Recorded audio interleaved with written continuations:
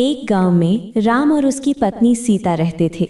उनका घर परिवार हंसी खुशी से चल रहा था। उनके दो छोटे छोटे बच्चे थे। घर भले ही छप्पर का था, लेकिन परिवार के सदस्यों के बीच बहुत प्यार था। लेकिन पड़ोस की लक्ष्मी आंटी से उनसे ये खुशी देखी नहीं जाती थी। वो मन ही मन सोचती थी, इन दोनों के रिश्ते में कैसे चुगली का बीज बोऊं। देखती हूँ ये रिश्ता कितने दिन टिकता है। एक दिन सीता बाजार गई थी। वहां उसकी मुलाकात अपने पुराने दोस्त राजू से हो गई। सीता ने उससे 2 मिनट बात की और फिर घर लौट आई। उसी दिन लक्ष्मी आंटी ने उन्हें देख लिया था। वो राम के पास जाकर बोली, तेरी पत्नी जब भी बाजार जाती है वहां लड़कों के साथ काफी देर तक हंस हंस कर बातें करती है। ये सुनकर राम के मन में सीता के चरित्र को लेकर शक पैदा हो गया।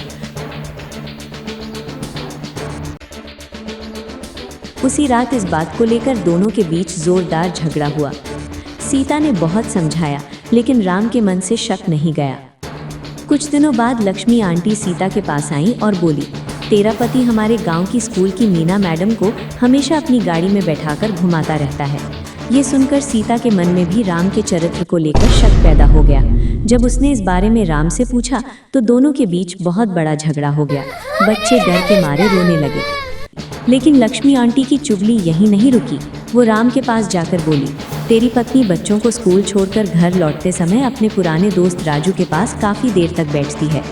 उधर लक्ष्मी आंटी सीता के पास जाकर बोली, मुझे खबर मिली है कि राम अपना सारा पैसा मीना मैडम के नाम जमा कर रहा है। अब पति पत्नी का रिश्ता बहुत खराब हो गया। दोनों के बीच इतनी लड़ाइयाँ होने लगी कि वो एक दूसरे का चेहरा तक नहीं देखते थे। घर में किसी के चेहरे पर मुस्कान नहीं थी, सिर्फ सन्नाटा और रोने की आवाज़ें थीं। एक दिन रात को सीता रसोई में काम कर रही थी। जब उसने गैस चालू करके लाइटर जलाने की कोशिश की, तभी राम वहां आकर उससे जोरदार झगड़ा करने लगा। सीता ने भी हार नहीं मानी। दोनों के बीच काफ़ी देर तक धक्का मुक्की और हाथापाई होने लगी। गैस खुली हुई थी। धक्का मुक्की के बीच कब लाइटर जल गया किसी को पता ही नहीं चला। कुछ ही पलों में पूरा घर आग की लपटों में घिर गया। गैस सिलेंडर फट गया और भयानक धमाका हुआ। पूरा घर जलकर राख हो गया। बच्चे चीख रहे थे। जब पड़ोसी लोग आकर उन्हें बचाने की कोशिश करने लगे, तब तक सब कुछ जलकर राख हो चुका था। सुबह लक्ष्मी आंटी बाहर कपड़े सुखाने आईं। जब उसने राम के घर की ये हालत देखी तो उसे अंदर ही अंदर बहुत खुशी हुई।